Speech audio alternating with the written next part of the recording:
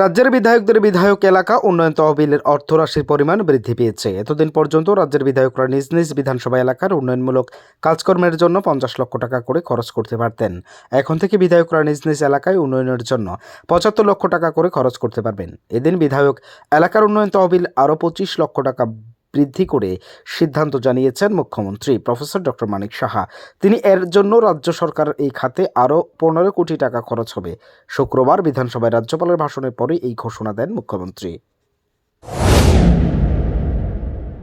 আমরা জানি যে বিধায়ক এলাকা উন্নয়ন করে।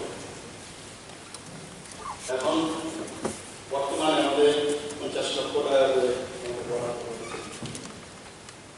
এবং তাতে করে আমাদের 7 জন মেম্বারদের 30 কোটি টাকা দেয়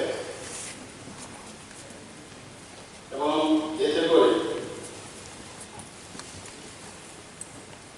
প্রায় 45 কোটি টাকা বলা হয়।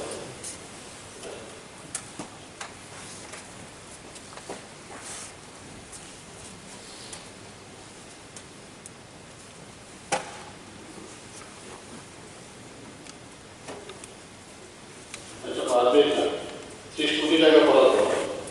আমি এখানে সবাই অবগতির জন্য জানাচ্ছি, এটা নিয়ে অনেকে অনেক সময় একটা দাবি তুলেছে যে বিধায়ক এলাকার উন্নয়ন প্রকল্পে একটু বাড়াতে হবে। আমি জানি এটা খুব অসুবিধা হয়, আমাদের সবারই অসুবিধা হয়।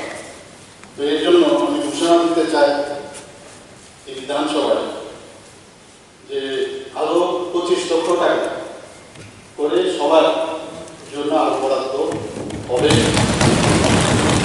তাতে করে আরো 15 কোটি টাকা এক্সট্রা লাগবে। তো এই ঘোষণা দেওয়ার জন্যই আমি এখানে আজকে আপনার